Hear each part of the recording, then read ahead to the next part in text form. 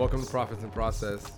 I'm Ryan Grant, your host, and today we have somebody very dear and special to my heart, Latham Thomas, who not only is literally family to me, I feel very comfortable saying she's probably felt as family to a lot of people globally.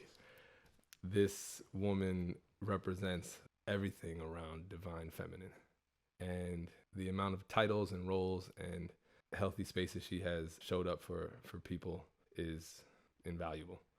And I don't even know the amount. I can't speak to it. But she goes by Doula, and I think that term is just so limiting to what she does in the world for people. But she 1,000% helps men and women understand the value of birth, the value of what birth represents, and creating healthy connections with, I think, themselves and their life.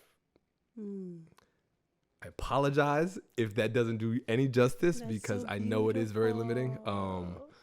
But you already know how dear you are to my heart. So I also know that you're doing something.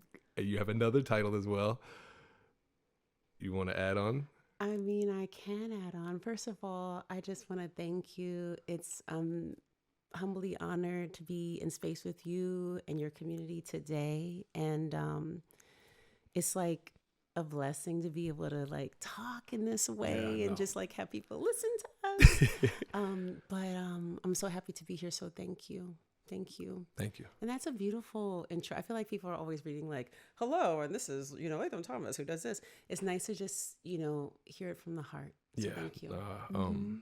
Yeah, you have no idea what you represent. And you are very much someone who I wanted to birth this process of Prophets in Process. And to give you clarity around what this is, I live by this mantra of the Prophets in Process. And it's around the idea that the value, the gems and the jewels are in the process. Yes. There's no end game and when I think we can keep that perspective around being engaged in our process and then being able to pull ourselves out and see the value and say, okay, I know why I'm in this. I'm pulling from this. It gives us an awareness to who we are as individuals. And then that allows us to give awareness to our lives. That's right. And I wanted to create a space with individuals that was a safe, healthy conversation where people could be honest and vulnerable to speak to their process and give reflection and awareness and share with themselves, share with others, but so others could connect to it, because I do believe that everything that we're experiencing as individuals is not individual to us. That's right.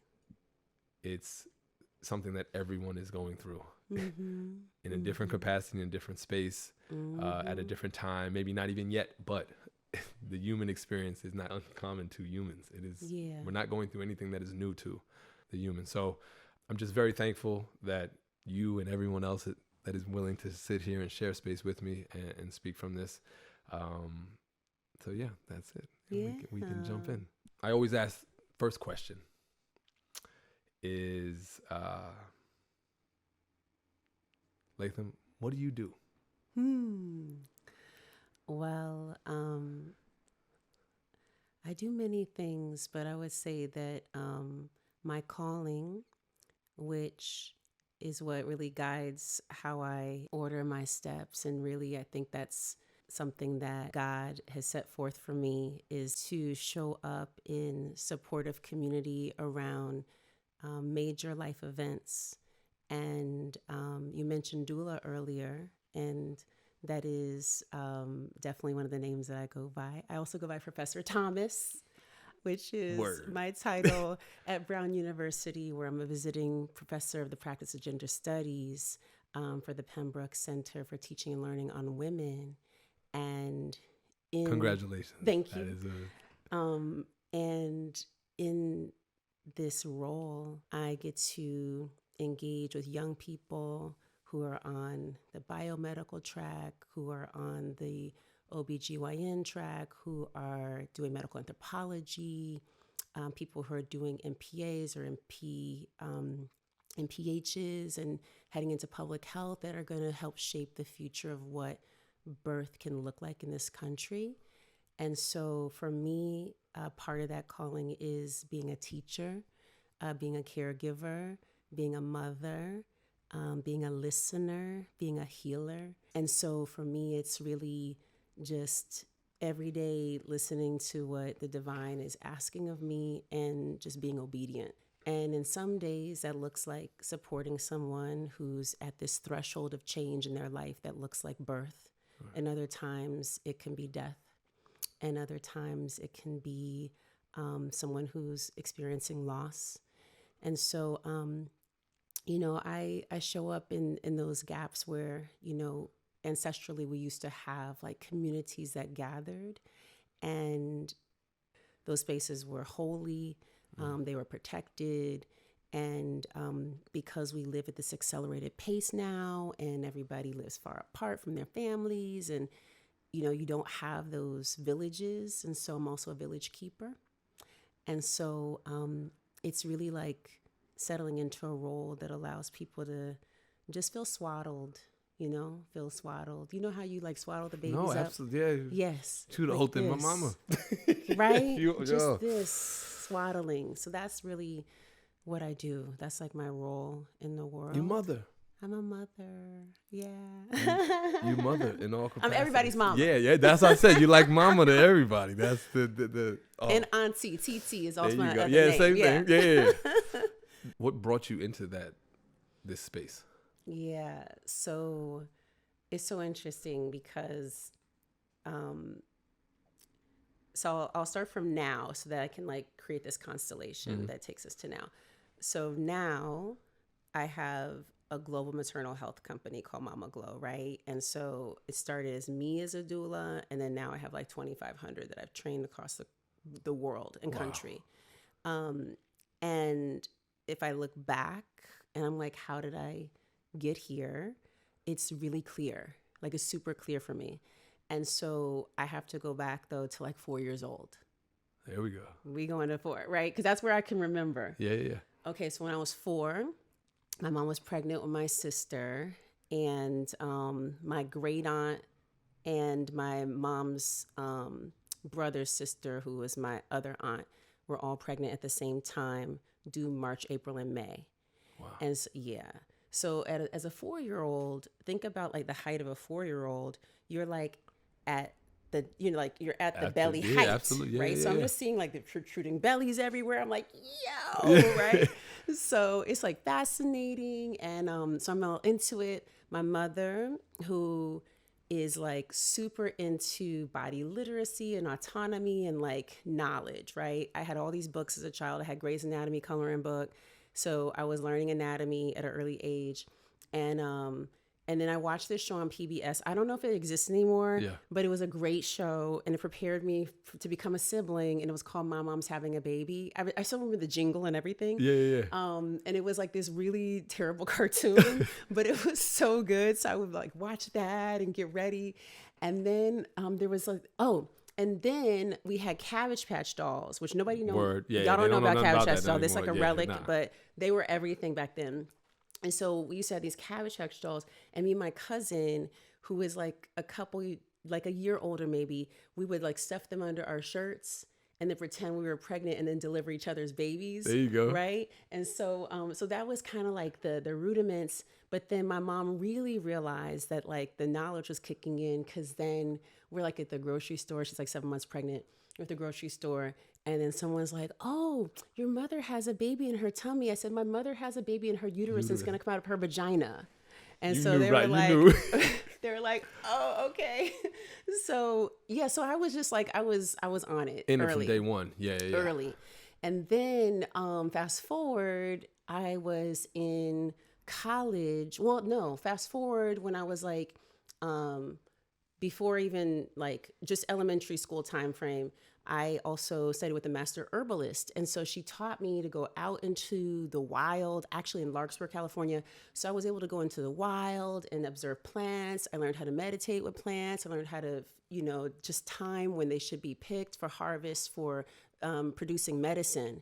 And that then led me into college, where I studied like plant systems and botany and environmental science and visual arts, and all that stuff came together. None of it like is used in my career really, but helped me frame, I think, an understanding of how life cycles work, right? Plants, the life cycle of a plant, the life cycles of living humans, of other living beings, and just like a sort of moving away from what I feel like a lot of us have been indoctrinated with, which has been more like the body being this mechanistic point of view, the body like a machine. Yeah.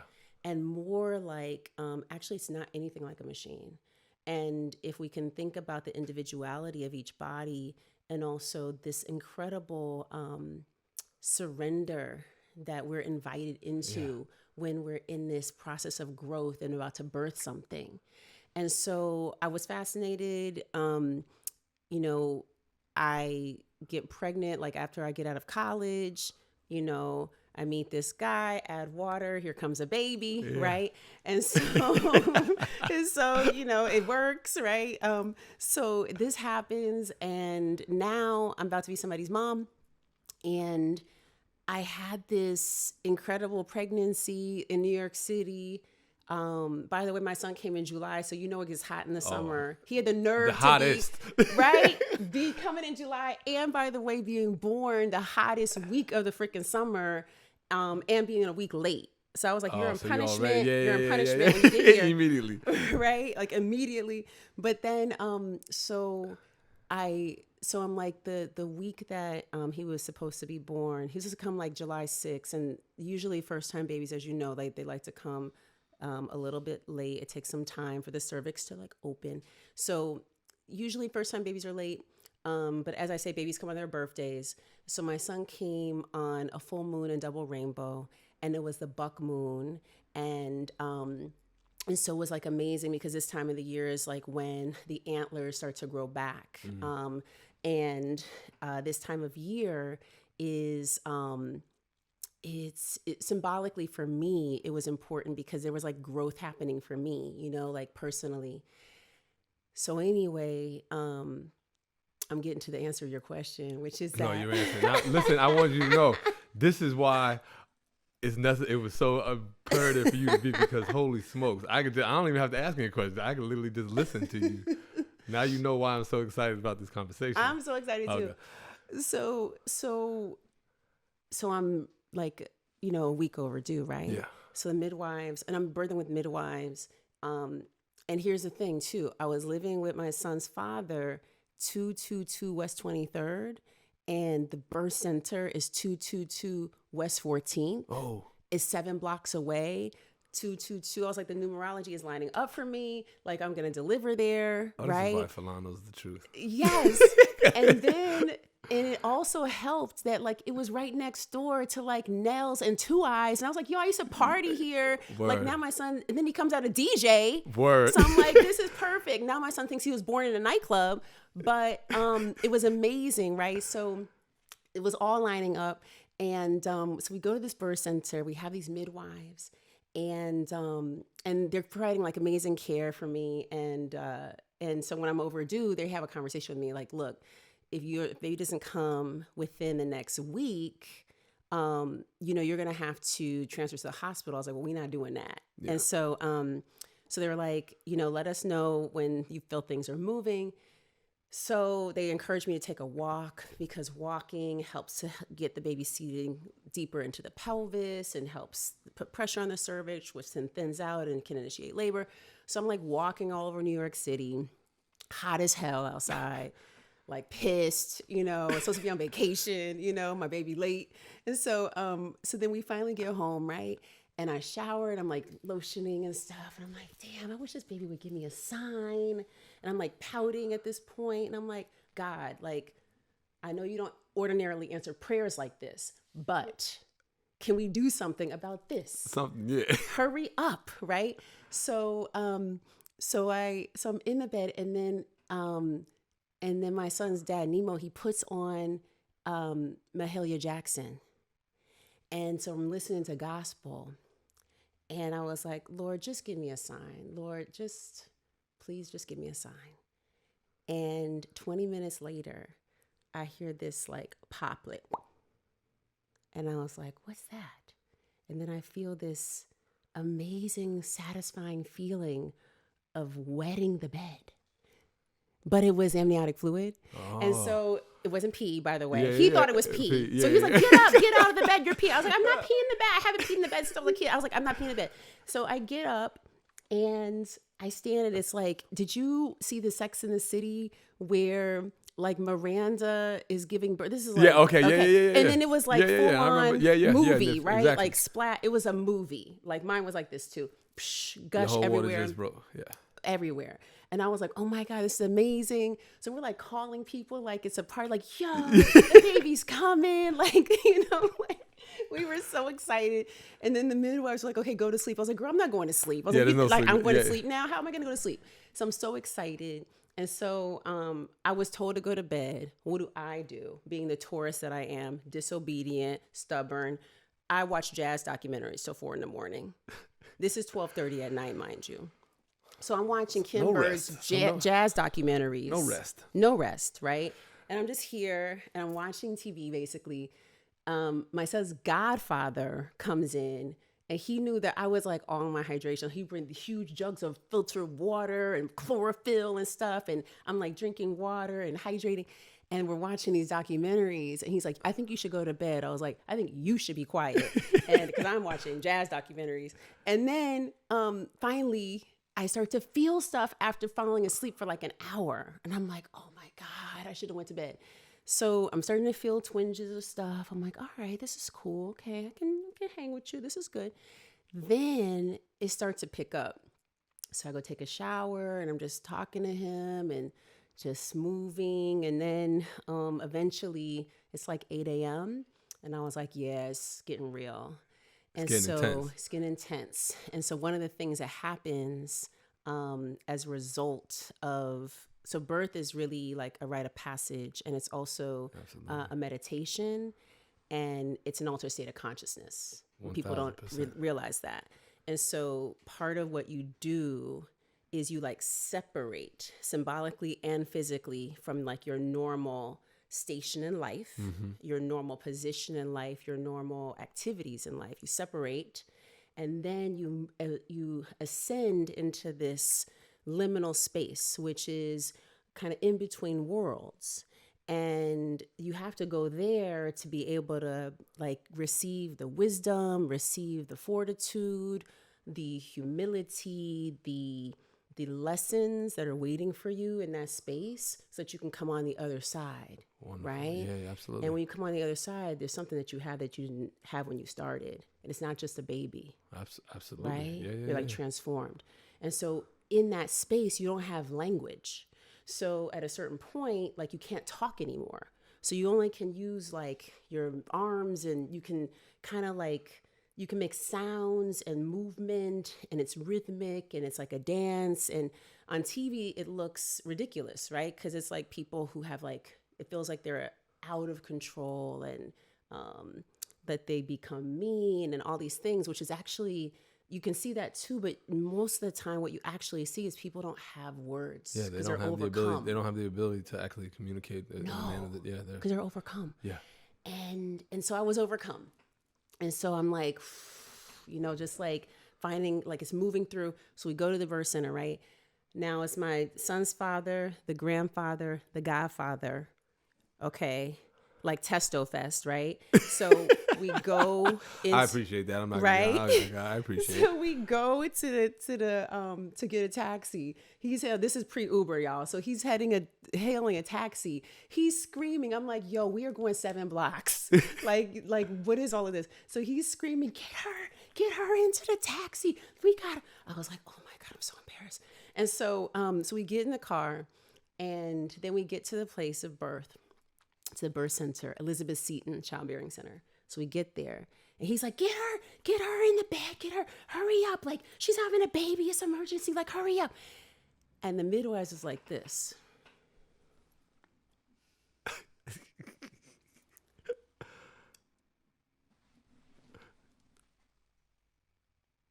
right? For like 5 minutes. They don't say anything, okay? They observe me. Yeah. Silence, like not even paying them no mind, okay? And then, like, after that, they go, okay, Latham, right this way.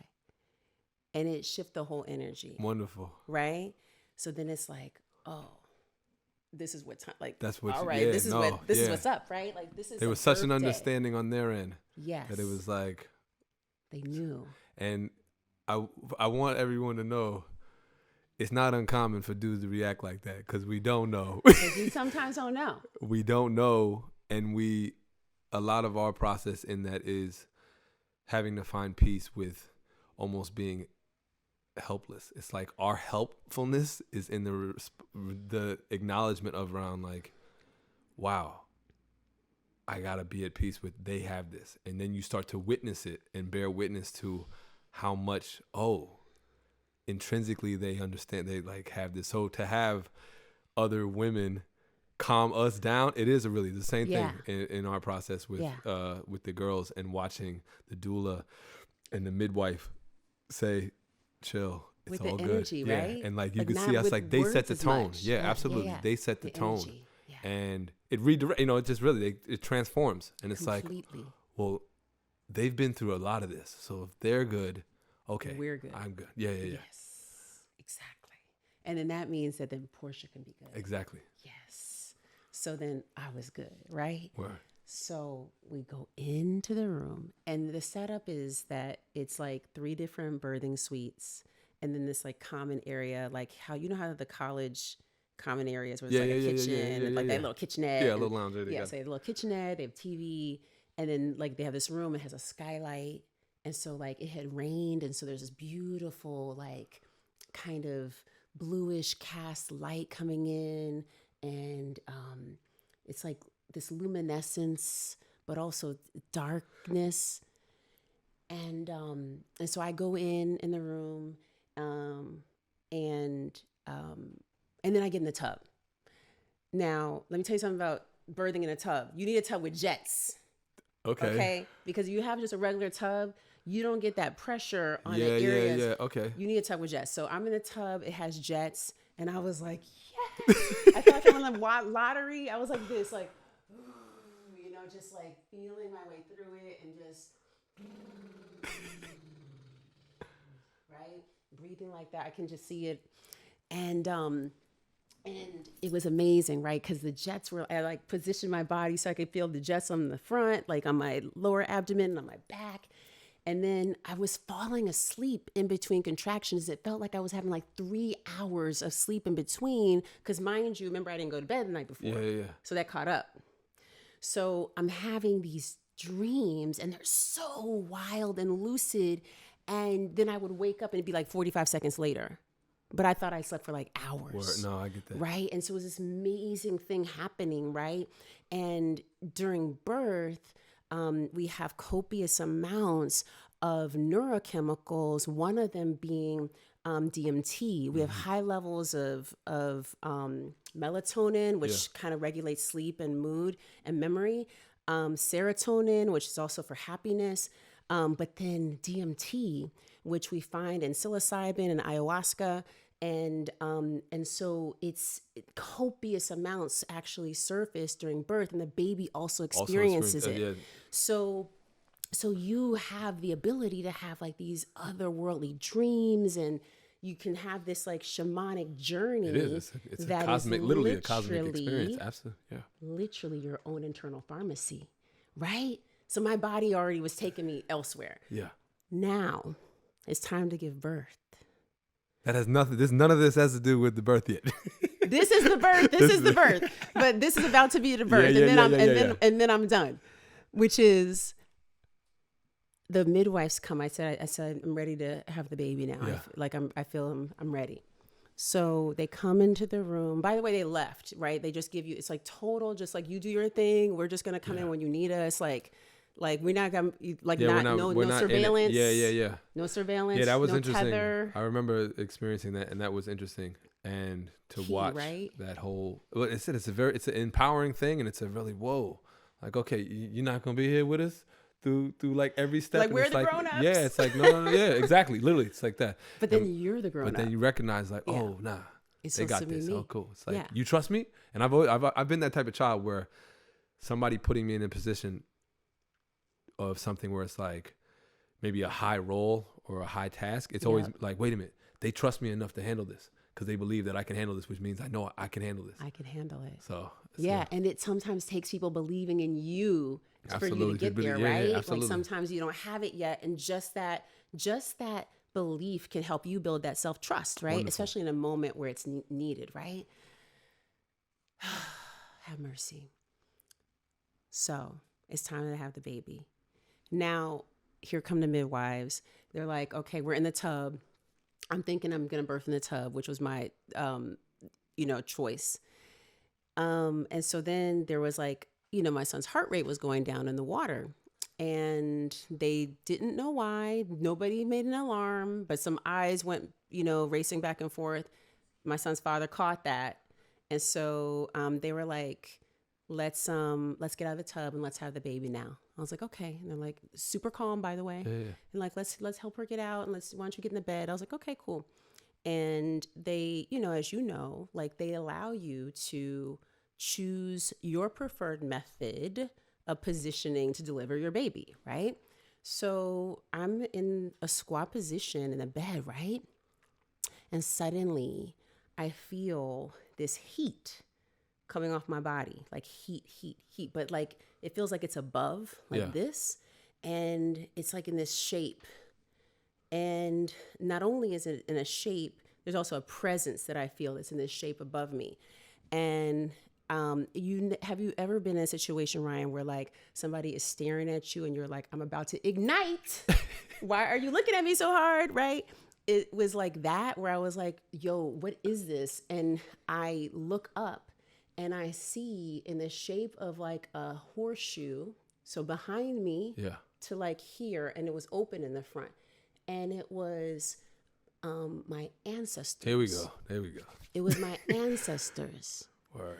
And they were looking down like this, and they were cloaked, and they had these garments, and they were like floating essentially. And so I could see like heads and shoulders, and they were shoulder to shoulder, and they were looking down like this. Observing. Yes. And so and by the way, it was like I didn't recognize individual faces, but it was like a soul recognition. Word. So I knew. I was like, oh, those are my people. So I said, oh, I want to go there. And everybody looks and they see the ceiling. Like, we all see the ceiling here. Like, where are you going? Right? And I was like, I want to go there. And then I feel myself separate out of my body and watch my son be born. And I'm telling everybody what I see from this vantage point. I'm like describing stuff that I could not see physically. Yeah. And everybody, every single person in the room remembers it. My best friend at the time was in there. My son's father was there. All the midwives. And they were like, you can't, it's not possible to see that. It's not possible to see what she's describing. She can't. And I was like, well, he has a lot of hair. I was like saying all these things. And I watched him come earthside. And then I was just overwhelmed and overcome with like all the sensations and all of because then you're hit with like a bunch of endorphins. Yeah. Right? So you're high afterwards. Yeah. And I've not taken drugs. So then I was like, oh, I could see why people do. Yeah, no, it makes because I was like, yeah. I was like falling out the bed. You know how you see people and you're like, yo, are they going to fall? I was like falling out the bed, and I like didn't fall, but I was like on one, like I was elsewhere. And and then I finally came back. I was like, oh, I had a boy, right? And they're like, yeah. I was like, oh, okay. I was like, cool. I did that, huh? It was like wild. It was so crazy. But for me, 20 minutes later, so when I came back into my body and I was settling back in, so after that, like, the preliminal where you separate, and then the liminal, and then the postliminal where you reintegrate and come back into your body, after that, like 20 minutes later, I was like, oh yeah, I have to protect this for women. Oh. Nobody said it was going to be this. People said, oh, it's going to be painful. You're going to need epidural. Like, people said all kinds of shit. They did not say that you'll have an ancestral visit. They did not say that you will be anointed and protected as your baby comes earthside, that he's going to be guided by your ancestors. they didn't say this. And so I was like, oh, okay, yeah, it's work to be done. Word. Because we should be reclaiming this process as not just, it's a Yeah. transcendent event. Let's redesign the whole way we see all of this. Absolutely. This is an opportunity. Yeah. And like you said, it's an opportunity to alter consciousness the same way death is. But it's a beauty. Yeah, that's. Death is the same too, yeah. Yeah. Mm-hmm. Yeah. And shit, like I'm like, whoa, like I think that there's to recognize that the experience is one thing. Yeah. And to have an awareness around that experience, that process itself, and the magnitude, the transcend, like the everything that it gives you, because it really it's orgasmic, whether or not you have an orgasm. It's cosmic in all capacities. Absolutely. It's esoteric. There's so many angles that you could take in this, but then to still be able to reintegrate and then immediately have the awareness to say, oh, this needs to be protected. Yeah. That's not it, because there are people that have experienced that. Mm-hmm. But just taking the experience has been like, whoa, this is crazy. Look at the experience that I had. Wow, it was wild. But you immediately were like, oh no, there's a sacredness to this. And there is something to this that is so valuable that it needs to be protected. Yeah.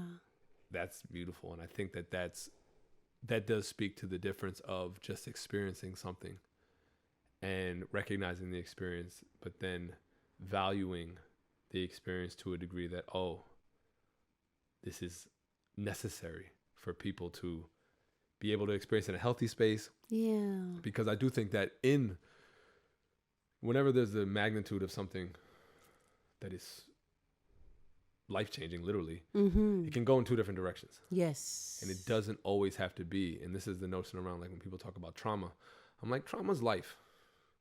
Life is trauma.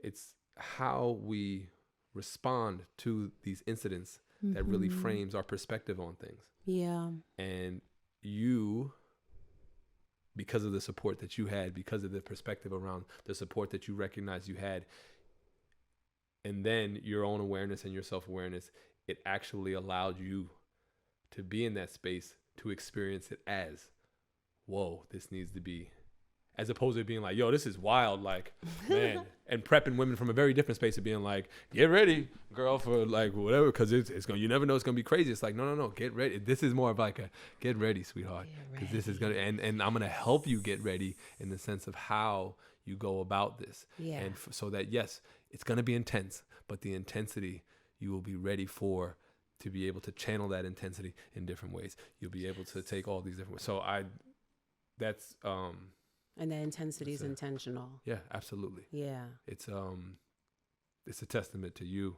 to your ancestors, to the people that you're supporting, cast, to your family, across the board. And it's shit.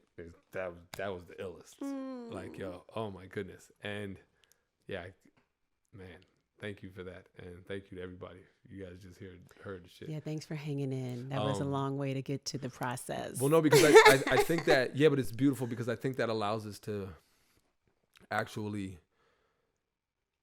go between the process of your life now and how that process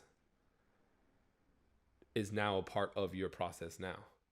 Because it is, it's kind of like a interchangeable, like where it's like you look at what you're doing now for that many people. The way you close it off is like, I experienced this I went through this magnificent process. And immediately I recognized that I needed to step into and protect and help individuals that are going to go through this magnificent process. Yeah.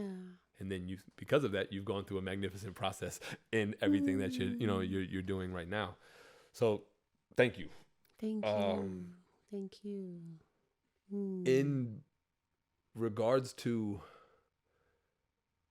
more of the process of now how you're implementing it all, like your entire life and lifestyle Yeah. and life's work. What have been some of the challenges? And I'm going to continue to bounce back and forth to the experience of Fulano's birth, but how, because I think they coincide one in the same, how, and I think it's such a frame, and I apologize, I think it's such a bedrock for you, but I'm sure you always pull from it. Yeah. Yeah. I'm sure you're always pulling from that experience because that has framed a lot for you. What have been some of the like moments of, whether it be confusion or challenges, moments of perseverance in your process of this work, this life's work? Yeah. I mean, like, so I think it's one thing to recognize that you're supposed to do something, and it's another thing to actually do it. Yeah. Right? To have the discipline, to have the trust and the faith, and also just to be blessed with the opportunity, because I think also that like, so I'm just like really I'm like a Taurus to the core, so we don't quit stuff. So a lot of people, when I talk to folks, they're like, yeah, like what's the secret to like I'm like, it's not a secret, you just don't quit. Like if you like, I don't quit stuff, you know what I mean? So and I, that works to my detriment in many ways as well. But in a lot of ways, in terms of professional development, it works in my favor because I have I have risk friendliness.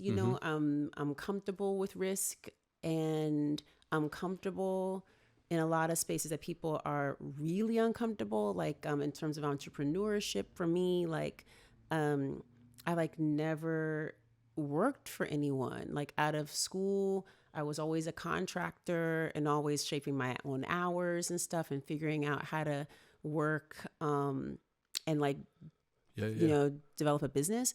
And so then with this work, it was similar. Like I was doing the same thing. And so it was always kind of,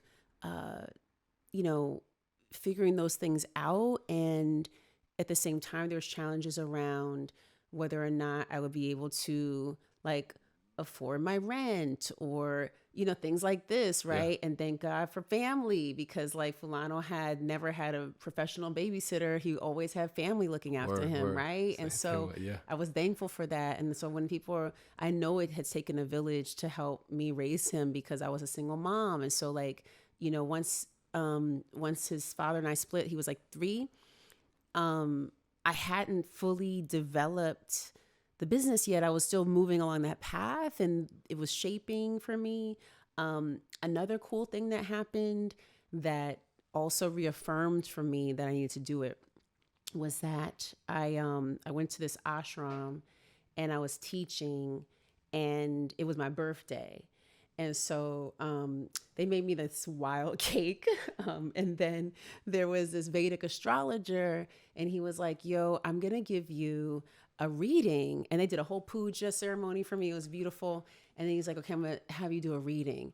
And so I was like, cool. So he's like, come with me to this hut. I was like, word. Okay. And so I go with him to this hut, and it was so small. And I was like getting claustrophobia because I was like, I can't breathe. But I sit with him, and it's like divination, right? When you think about like the world over, and when I think about like the African Atlantic spiritual traditions and like Ifa, I'm looking at like, he's throwing cowrie shells too. I'm like, word. So he's doing the whole thing, and then he's reading shells and reading sand. And then he says to me, you're supposed to mother the mother. In clear English, by the way. Everything else he was saying, I could not understand. And he was telling me, oh, write down this number and write down that number. And I was like, okay, like, can you say that again? And okay. And then I had this piece of paper. So I'm like, everywhere I'm like looking like, okay, does this mean anything? Right. For like a week. Yeah. And then I got back into my life. But I took the numbers down that he said. And then I get home. And I remember he said that you're supposed to mother the mother. And I was like, I kind of do that. And like, I don't know if he understands, but I get home. And this is like when the internet is like nascent.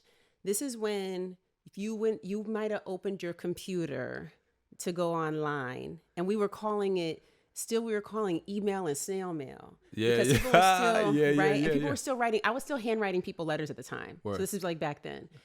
And my penmanship was off the hook, yes. So I was handwriting still, but then I go to my computer and I open my computer and it had email. And I'm like, oh, by the way, like 5 probably, because like back then nobody wrote email. So I'm opening my computer and it had, it said I was accepted to a doula fellowship. And I was like, did I apply for a doula fellowship? I don't even recall applying for this. Yeah. So somehow like I channeled some answers to yeah. this application and did it. You applied. Okay. Somehow you, it happened because I do yeah. not recall doing this. But then I'm like, I applied for this. And then I look at the date and it corresponded with the dates that he gave me. Oh, wow. So I was like, noted. So then I was like, okay, God is not playing with you. Your baby's a little bit older now, like figure it out. And so then that's when I really committed myself. But I needed also the affirmation. I needed those types of signs to remind me that this was supposed to be happening. And that the trust, I had to develop the self-trust, and then I had to also develop, I had to have the courage. And I believe that the universe rewards courage. So if you take steps towards something, even if you're not ready, I do believe that you're met. And resources come, certain people show up, right? So I didn't have to like really know the answer. I just had to kind of keep putting one foot in front of the other. Yeah. And that's how I kind of moved for the longest, which means that you don't have like a wide expanse of, like, you don't have this horizon line where you can see the trajectory. Because you're just like this in the beginning and you're just walking on faith. Yep. So for me, the challenge, I think, was not being able to see that, not knowing if it was going to actually pan out, but also not thinking about that. Kind of just like, okay, I'm just doing this and I'm taking care of people. I was in it. So I think the biggest challenge, though, is because we're like bound to and participate in capitalism, you know, a lot of what we miss out on a lot of amazing opportunity to like develop our gifts and experience. Yeah, we miss out right on a lot and of share with the world based upon, because we're like, yo, I gotta like eat and I got other things I gotta do. I got tuition or whatever. Yeah.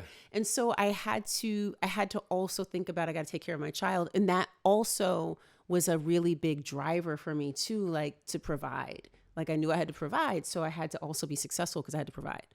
And so for me, those were the things that were very challenging, that were really intense in terms of like, you know, sometimes like waiting and being like, oh, snap, is like money coming? And then money would just come in just in time. I'm like, thank you, Lord. Like it was like that. But the stress of that continuously also like really eats at you. Absolutely. So I think those types of things were very challenging in the beginning.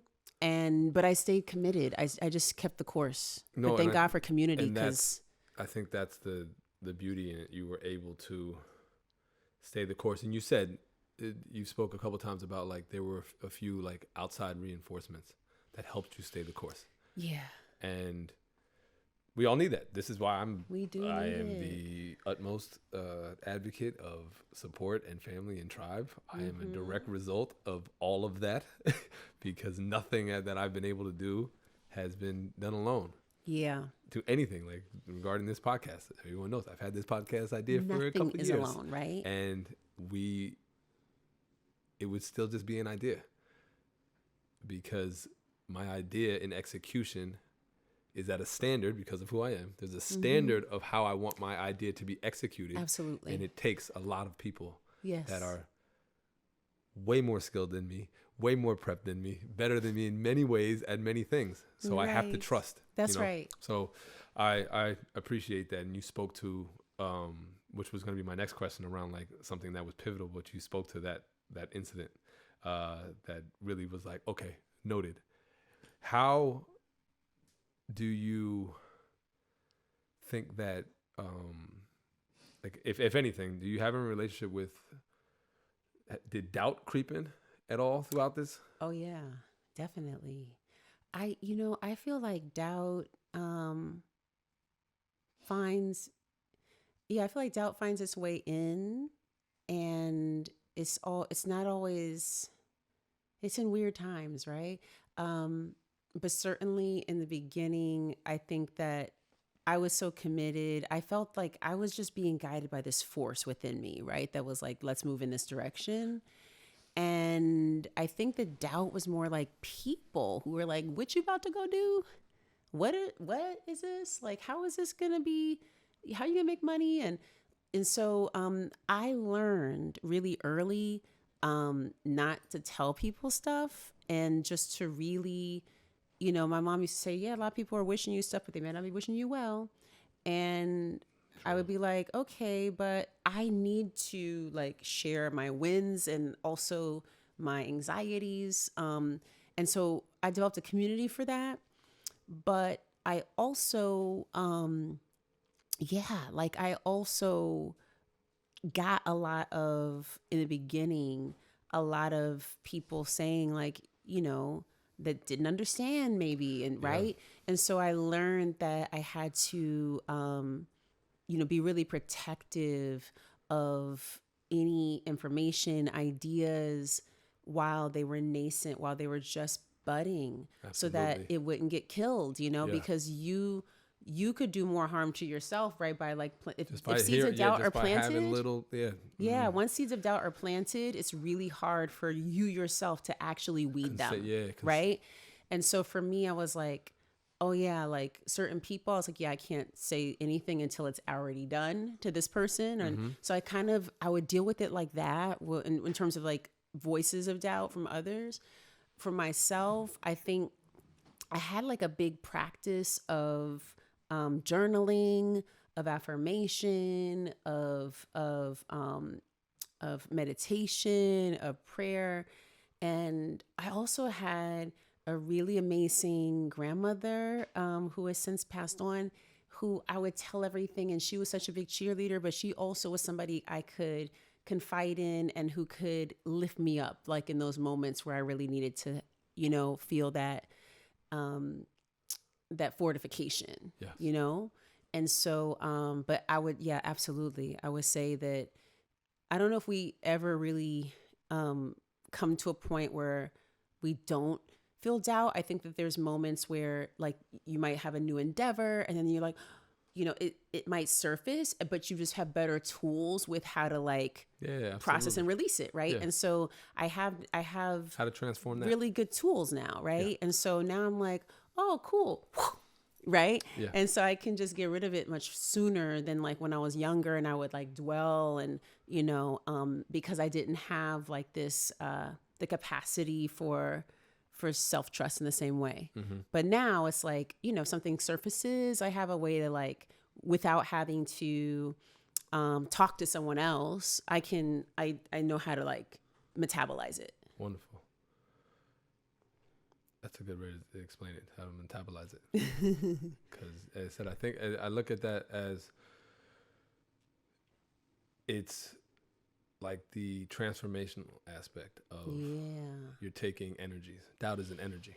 Yes. No different from any other energy. That's right. And if you can take that energy and transform it and use it, like I like to have awareness around like, why am I doubtful? Yeah. Is it self-doubt? Is it self-doubt because I feel ill-prepared? Is it self-doubt because somebody else said something? I value their perspective so much. Like, where does it come? So when you address that, for me, it allows me to actually then, let me transform this into however I want it to be. That awareness is so key. My father was actually really good with giving me that ability. There's a mind-body connection that he would always speak to about how I feel can affect my body, and how my body feels can affect how my mind feels across the board. So that's a whole nother. My dad was ill in that aspect. Yes. What would you say you've given me so much in regards to just the process. You're just in a root. What does success look like in your process? Ooh. That's a really interesting question. What does success look like in the process? I love how you're rooting an entire experience in this framework because so much of our externalized experience in the world is about output, productivity, product, right? And not like any focus on all of this that happens before you get there, right? And so when I think about, because I'm always thinking about process, you know what I mean? Because everything everything that I do, whether it is like assisting someone on this life journey towards birth, right? That's an entire process. It's so long, I know, right? It takes so much time to develop. And then if it's like teaching or developing curriculum, or if it's like whatever it is, like everything takes time. I'm so used to things taking time. I have like an inordinate amount of patience, right? Because I'm so used to things taking time. And also, I remember like when I was growing up, my grandfather used to watch snakes molt overnight. And he would have these castings of snakes all over, like in the living room. It was like a freaking science museum in the house. Like they were everywhere. But he kind of taught me about like really like time and how it can bend and how he would just be in a space and like 8 hours was like not long. Yeah. Because he would just be watching this magnificent thing unfold. And so me bearing witness to a process unfolding however many hours, it's like I'm so connected to the present that process, like, to me is like everything. Is birth not a phenomenal metaphor for all of that in regards to time, the disassociation of time, and the literal aspect of they take long, not long? You know, when people talk about it's a lifetime worth of an experience in maybe a few hours, maybe a lot of hours. You know, it's a beautiful thing. Yeah, all of that. I think so I feel like I'm already oriented in your world, right? Just being able to kind of be on this side of it versus the product side or the output side. So I'm inside this space. So to me, when I think about like success, it's like I think part of it is being actually able to live inside of this aspect, because being on this side and taking your time and moving slowly and being intentional and focusing on process, I believe that like process makes perfection. And I don't mean it in like this way, in like the sort of white supremacist imperialist way of perfection. I mean in divinity, right? I mean it in terms of like how the universal and divine design, right? And so I mean it like when a caterpillar is munching on leaves and then one day decides that it's time. Like, when do they decide that it's time? And then they go and find themselves a perfect spot on the stem of a leaf. And then they build a chrysalis and they meditate on becoming a butterfly, and they dissolve inside of a chrysalis. And then one day they also decide it's time. And then they start to unfurl themselves and they come out a freaking completely different insect. How are we not talking about this all the time? Actually, they're like a totally different being that comes out of there. And the fucker could fly. Like, now the thing can fly, right? He was there's getting metaphors, fat there's and metaphors munching. about that entire process, throughout that entire thing. There's just jewels that could be written about. That is crazy. It's everything. That is insane that happens. And that we're like not tripping off of that every day, right? Like all of these processes. But like they do this. How do they know when it's time? How do they know it's time to stop eating and go inside? How do they know when it's time to dissolve? How do they know when it's time to re-emerge, right? We all just know. Yeah. And so I feel like the divinity and the perfection is in that unfolding, that intelligence, that divine timing, that process and how we are able to mark it by each stage, to me, is the perfection. How a baby makes their way earthside, the timing that it takes for all of it to happen, all the things that happen that unfold in the process, right? And then when they emerge, right? Like all of that is perfection. And so I'm uniquely, I would say, concerned with and interested in the process. But I would say that the slowness and being able to connect with the wild is, to me, being able to live in that kind of consciousness is kind of like anti-capitalist, because we're not focused on productivity. Yeah. We're focused on letting this thing unfold, and it's running its own course. It's doing its own thing. It's its own magic. And when we allow, whether it's children, whether it's animals, whatever it is that we're like witnessing unfold, right? When we allow it to just be, then I think that that's the perfection. That's right. And to me, that in terms of your question about success, I feel like if we can be on this side of it, I feel like that's a success, right? Because it takes us out of this practice of moving like at a really fast pace and not paying attention and just focusing on and relating to humanity and to living things and to the world and to the earth and to animals and to people as sources of productivity, of what they can, what can be extracted from them. Exactly. Yeah. Right. And this is like not that. Like this is just like, this is living on the other side of that before things are extracted, before somebody comes and snatches a butterfly, before somebody comes in, right, snatches our kids up and tries to incarcerate them, like the things that we see happening in the world. Well, and it's funny. I think that that really speaks to the idea of you have to be able to do that, you have to trust the process. Mm-hmm. And to be able to do that, you have to trust yourself. You have to trust others, and you have to trust the world, and you have to trust your world, and you have to trust, And so that's hard, though. It right? is. No, absolutely, and it makes sense as to why. Because look where we're living. Yeah. No. So it's to make sense as to why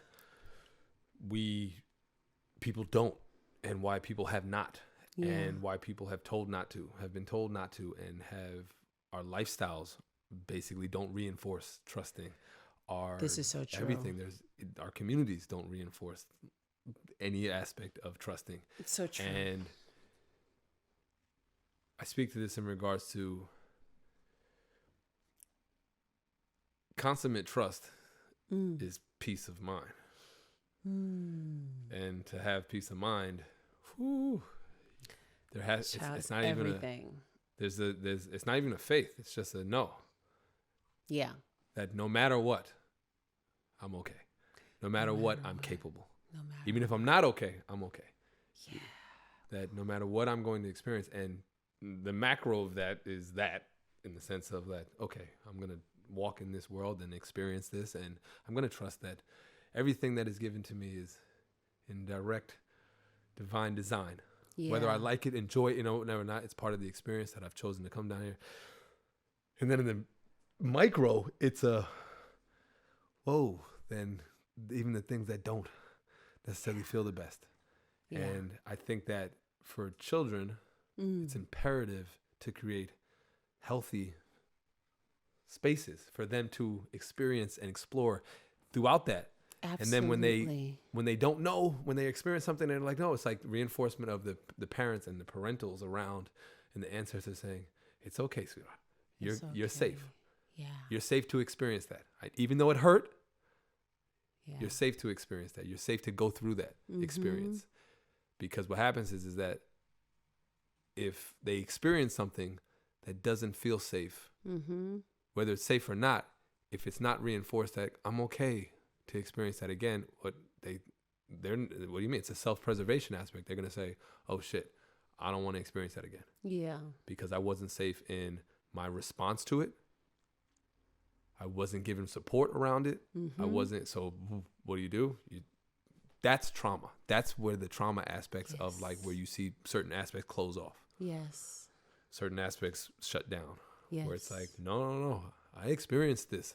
And at a young age, that wasn't safe. That's right. I couldn't respond to that in a manner that. So yeah. I think that's a like heavy, and it is to me. Like I understand the idea of success in process. It's like I'm clear as to why so many people don't even want to step into that space to really, because it's like it's unknown, and unknown is scary to so many people because the unknowns that they've experienced have been maybe devastating to them. Yeah.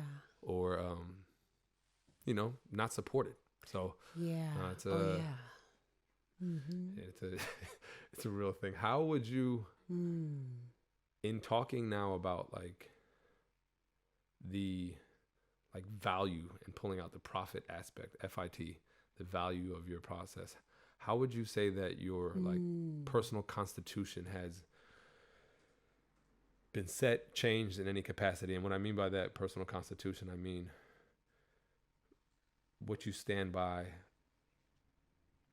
your negotiables, unnegotiables, your diet. And when I say diet, I don't mean food. I mean everything you ingest. Yeah. Your lifestyle, your relationships. Like what does that look like in your process?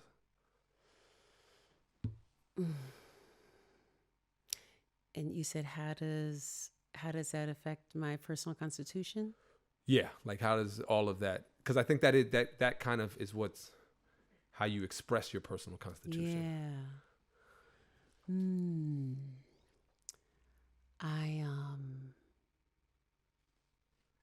So in terms of what I consume, I think like what you eat and drink and think will become the blood and bone, right? And I also believe that like our thoughts also become our actions, but they also become our blood before they become our actions. Absolutely. And so I have a practice of of spiritual food. For me, it's like I have a ancestral veneration practice, which I feel like is what helps me stay tethered to here, but also to the divine, and also to purpose. I have a practice of like going outside and getting my feet in some earth and getting some sun on my skin. I'm like a plant. I need to photosynthesize, so I need my sunlight. Child, I live in New York. It's cold. That weather is anti-Black. Like, I need to move because it's like 8 months out of the year cold. And so that I make up for by, going places like LA or right, like the beach and warm places. I make my time. I like to experience and see art. I feel like that also creates a visceral connection to me and other humans who are expressing themselves artistically. And music is a big thing in our home, as you know. And those are things that I think help keep me grounded in my personhood. I have people who can talk to me truthfully in my life and who could be like, no, you're wrong about that. No, not on that one. You're wrong on that one. Or I hear you and, I'm holding you. And I have that too. I think that there's a lot of things though that I intentionally do not consume so that they don't consume me. Mm-hmm. And that's like, to me, the social media, which is like, I understand it's a powerful tool, but it's also a cruel master.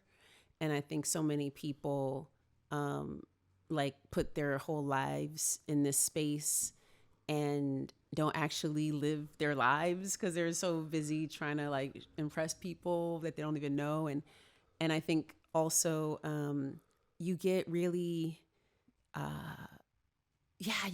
caught up in doing this, like scrolling, and it's actually not relaxing. People think it's mindless, but it actually takes a lot of cognitive energy to receive all of these different videos and messages. And it actually takes you on a really interesting, but also for some people devastating journey emotionally, and is I think responsible for, or partly responsible for, a lot of what we see in terms of this mental health crisis that we have in this country. 1000%, yeah. And so for me, it's like, I'll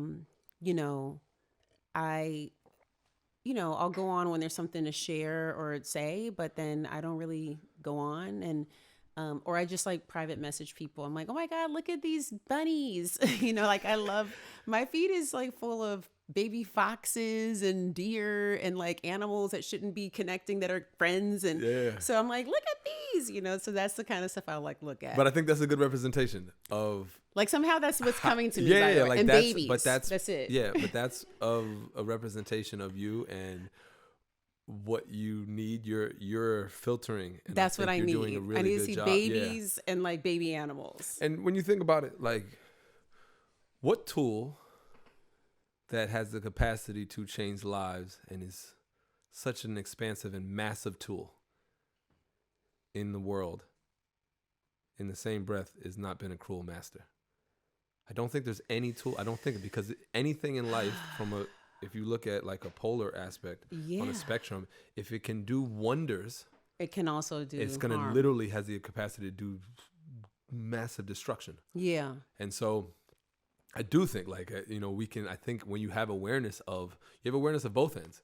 So you can see your ability to be able to see, it's beautiful. And I understand. And I love all of the things that have come good from it. You got to be mindful of it. Yeah. Yeah. And so many great things have come, and I've connected with so many people because of it. But for me, it's also like when we talk about like process and time, it's like, we know a lot of things take time, and it's certainly in my world. So if I'm like devoting time to social media to basically like look at stuff, I'm like not reading a book, or I'm not doing this thing, or I'm not like building on this. And so it's like, I feel like it's masturbation. Right. That's wasted time. It's not even mindful masturbation. It's not even mindful. So I'm like, why am I even doing this? Yeah. So for me, it's like, that's not, and that's just me. For other people, it might be fulfilling, but I know for me, that's not a good use of my time. And it's also not a good use of like what I'm trying to, or what I'm focusing my energy on. Sometimes it takes all of me. And so I can't also be distracted. And so 1,000%. What I find is that like a lot of these things that have entered into the public consciousness since we've been adults are really about distraction. And so I think what a lot of folks have trouble with in terms of what they think is personal achievement and things like this is that like they get so sucked into like this thing, the devices and like this thing, like social, but not like interpersonal. And so when it comes to like completing things or like I see a lot of people who don't have follow through energy because they start stuff, but they're used to things moving fast and being short lived. And because of just like this. What that's created, our attention spans are different. Yes, all of that. Our ability to follow through with input is really different. Yeah. Like people can't read, they don't want to read. They don't want to, like, it's like, it's different now. And so, and time is moving differently now. Absolutely. It's moving very fast, but we have the ability to slow it down. Like we can actually say, I don't want to move at this pace. And so for me, I like, that's how I ground myself back, is yeah. by saying like, I'm going to work with time, but in this way. I don't think that time likes to be managed, but I do believe that you can like find a way to pace yourself. And for me, it's about moving, breathing and pacing, so that I'm not like, you know what I mean, moving at an accelerated pace, because I don't like how I feel when I'm moving fast. Yeah, well, that's a phenomenal like self-awareness, because I look at time as is. People say time is fast. I'm like, sometimes time's slow. Sometimes it's slow. That's true. You look at your breath pattern, and that'll determine how your time is. Mm-hmm. And having that ability to pull out and reference that is like, okay, if I slow my breath down, then guess what? Time will slow down.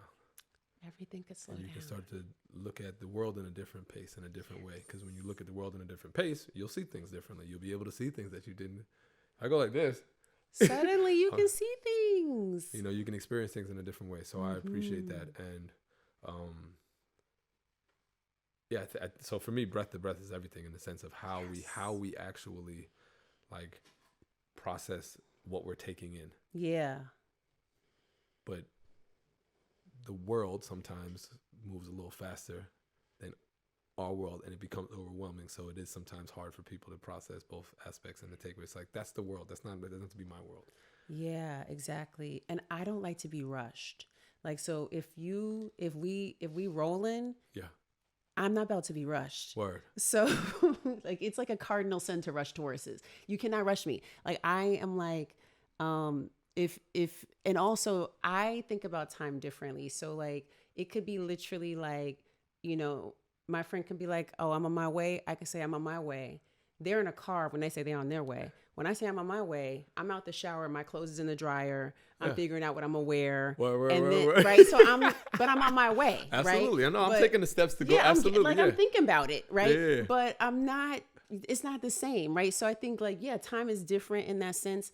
And like, you have to think about like, what is it worth for you? Right. Because for me, like you said peace earlier, and how it's so important to like maintain and protect your peace. And if we don't do that, right, if we let that falter, right, or if we sacrifice our peace for our dignity, or, you know, whatever it is, like whatever is on, like, you know, on our plate that we say, okay, like I'm going to like go off kilter for whatever this thing is, I'm going to sacrifice this value or this thing that's important to me. That's when you really, that does erode your consciousness. Word. Yeah. What are some of the things that you've taken as being empowering in your process? Ooh, what is empowering? Ooh, it's a really good question. I think, like the whole thing is empowering, because you're essentially, I can't see how everything you've done and how you've helped so many women, just whether it is remember their moral compass, remember who they are, remember their divinity, find alignment, remember alignment. Yeah. How, shoot, to be honest with you, the fact that you are not, that you haven't almost allowed it to, it could easily have poisoned you in the sense of you know what I mean? But you're clearly only taking but so much of the own medicine that you're giving out. And I don't even know if you're taking it, but you're essentially, it's like you're naturally producing it at a healthy rate. You have healthy hormonal levels in regards to the medicine that you give, because you are a massive energy in this space around the world. Like I try to tell people, I'm like, no, this is like globally. So thank you. Yeah, like so as I said, like the empowerment aspect of it all is empowering, but like is there anything that you feel like have felt like, you know?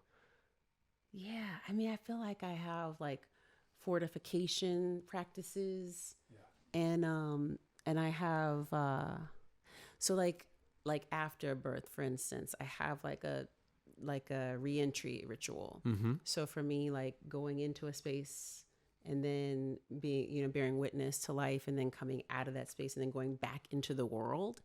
It's like, if you've ever had massage or acupuncture or something and then tried to like operate a motor vehicle. Oh, yeah. Like you can't, right? You can't like drive after acupuncture. You're like, where am I? You're like, what is life, right? You can't do it. You're supposed to like go to bed, right?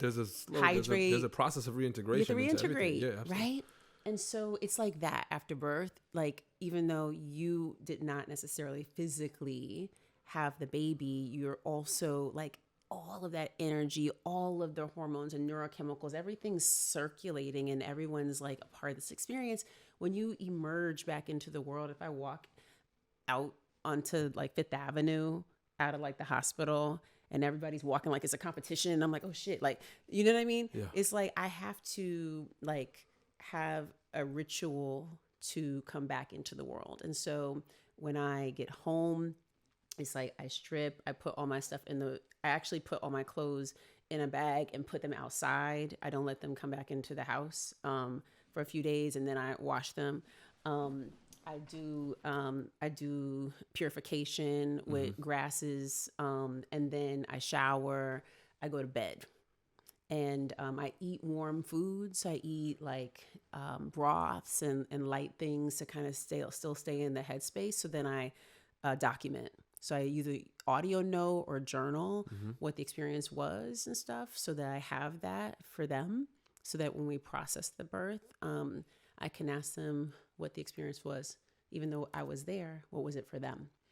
And also I can be able to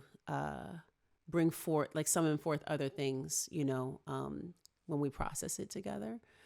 And then so that I can, get back into like whatever I'm doing, like work-wise or whatever. I have to get rest. And so I do not believe that rest is a reward. To me, it's just like a necessity. So I take time away and then allow myself to rest before I come back. You know what I mean? Before I come back and hydrate and eat and sleep and all that. So that's important too. And then heading into a birth, I have a similar separation process, right? So that, but I let people know that I'm going so that they can also pray and kind of, like send some protection. I usually talk to my grandmother and, when I'm heading into a space like that too. And, on the other side and, those kinds of things I feel like are empowering for me. Community is so empowering. You talked about tribe and just like having people. It is so. I don't think you can do anything without community. Like I don't need like is it possible? Maybe, but like, is it fun? No. Like it's fun to do with everybody. Like you want to be with people. Be with your peoples. Yeah, yes. Yeah, absolutely. So for me, it just feels good to like. I thought we were in New York for a second. I was like, whatever. We just gonna pretend that's like normal, right? A siren. How in this growth that you've had from 4 years old, yes, knowing you wanted to be a part of this, to then experiencing it and recognizing, oh, you need to protect this, to where you are now, how has your idea of personal responsibility evolved? Ooh, personal responsibility towards what you're doing. Wow, so that's so interesting, right? Because as a child, your world is really like, it's massive, but it's also really small, right? It's granular in so many ways, but then also everything feels huge and expansive, but it's like, like 5 people, right? Yeah. And so I think then it felt like this experience that only I was having. It felt like an experience that only I was having, right? So I felt like only my mother was having a baby. And so even though it was happening around me and then my aunt and everybody too, it was like, this was about to be my sister, right? And so it felt very singular, even though I was surrounded by people. My birth felt very communal. The responsibility that I felt starting in birth work felt singular. Like it felt like on me. Like it felt like the ancestral calling was to me specifically to do work to support people. And so I stepped into that. And then I realized that as we started to get greater recognition about the Black maternal health crisis in this country, there became, for me, more of an awareness that me by myself wouldn't be as effective as if there was a coalition, as if there was, a group of us, a community, an army, just like an entire, nation. And so then I thought from a nation building lens, right? From all of the birth keepers, all of the village keepers and folks who could come together and be in service of women and birthing folk, like I don't have to do it by myself. And so then the responsibility shifted from me as a singular individual to me as a teacher, a facilitator, as an auntie, as a mother, right, of others. And so bringing in young people, right? Like I remember the first doula trainings that we had in Brooklyn, we had like a girl who was 17 who took an overnight bus from Ohio and traveled 11 hours at night. And her mom was calling to make sure she got safe. And I was looking after her, right, when she got there. And we also have elders who come in their 70s and they've had babies and have grandchildren. And sometimes it's like a grandmother, their daughter and their granddaughter who are all in the trainings together. Yes. And we have like intergenerational groups like that. And so we have the elders coming, we have the young people coming, and I'm here as a facilitator, as a convener, and someone who's here to help them reclaim the sanctity of their bodies, but also this experience and this pathway, because it's ours to reclaim ancestrally. This was work that our people always did. And we were locked out of this work for a long time. And in fact, during chattel slavery, there were midwives birthing babies in the Middle Passage. Absolutely. Right? Carrying medicine on their bodies so that when they got here, they could plant that medicine in the ground and they would have what we needed to eat, as well as herbs that we needed when we got here. And they work with indigenous folks to learn what plants were native to this land so that they could develop their own herbalism, and then use that and root medicine and midwifery to essentially birth babies within the labor camps that we were forced to work on. There were midwives who were helping to birth the mistresses' babies. They would birth each other. They would take care of the enslaver if there was no doctor present. Yeah. So we had always been doing this work. And because we could get killed for reading and writing, our information is not in books. It's in song. Yeah. It's always been, yeah. Right? Yeah, it's in our bodies. It's in the way we move our hips. Yeah. It's in memory. We can't cite our ancestors because we don't have their stories written down. But this wisdom is in our bodies. And so in our training, for me, it's about helping people to reclaim that and remember. And so it's not so much that I'm teaching as much as I'm helping people to recall, remember, right?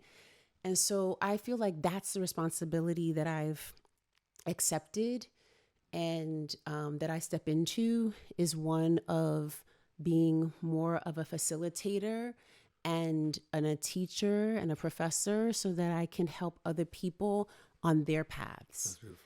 And then that way I teach people everything I know. So I just want to be empty. you know? So I like pour everything that I can. And I feel like that's how it evolved, right? Because it did start with just me, like I'm on this path, I'm doing this work.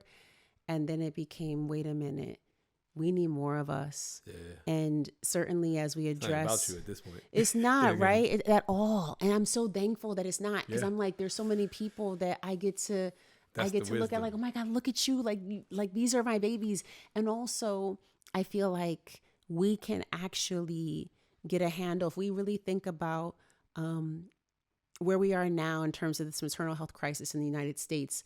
Having more doulas and access to doulas and people who can do this work, who can stand alongside, you know, Black women in this critical moment, we need this. And so to be able to contribute to that and to ensure that there are more people who can help usher us safely, because as I see it, it's not just about us surviving childbirth, it's about thriving. Right? It's about having transcendence, having this experience. Like, it doesn't have to be the experience I had. It doesn't have to be the experience that Portia had. Absolutely. But it has to be one where you come on the other side and you feel empowered and you feel that you were held in your dignity and you felt safe and you felt affirmed, right? Everybody deserves that. 1000%. Yeah. It's transformational regardless. So Yeah. I believe that it should be that what you said in regards to you should feel in this transformation that's going to happen regardless. Yeah. Because and some of it might be scary, the unknown, but it should be a whoa, but I'm capable. And exactly. To me, that's the empowerment. Empowerment doesn't mean like, oh, I feel like I'm going to do it. But no, it's just to feel like, oh, I'm capable. That you can walk with your head held high. Yeah. You said something earlier too that I thought was really powerful about like difficulty. That, you know, when I think about birth too, sometimes it is difficult and some people have challenging births, but they don't have to be traumatic. Yeah. Right. And you talked about that too. Like, even though if somebody goes through something and it's a challenge, it doesn't have to be traumatic. Yeah. And so we just need to ensure that, like, when we think about this too, like, even if somebody comes on the other side, if everything's in place, right? If the supports are in place, if they feel safety and dignity and belonging and connection and access to transcendence and they have the support they need, regardless of the outcome, they can feel empowered, right? Even if it's difficult, right? Even if it's challenging, it doesn't have to be traumatic. Yeah. What, when you talk about, you know, the personal responsibility aspect, you kind of just fell right into my question around like truth and honesty with you giving these. You said I want to be emptied. Yeah. I want to give these women everything I know. Everything. So what is the idea of like truth and honesty look like in your process of that giving? I think the truth and the honesty, I think it's like imbued in everything, right? I think that it means, you know, being clear on like where I am energy wise and what I have to give, what I need for pouring in to ensure that I can show up fully. I think it means, you know, having a practice of constantly working my voice so that I don't shirk the responsibility of speaking in times that are uncomfortable. Mm-hmm. And I do a practice daily that helps me to do this. And it's part of my meditation, but it's a vocal practice that reminds me, right, to use my voice. When I was younger, I used to lose my voice a lot. And I used to lose my voice a lot when I was younger because I wouldn't speak up. And so there was times where things would happen in my life and I didn't have language or I didn't have a way to speak to it.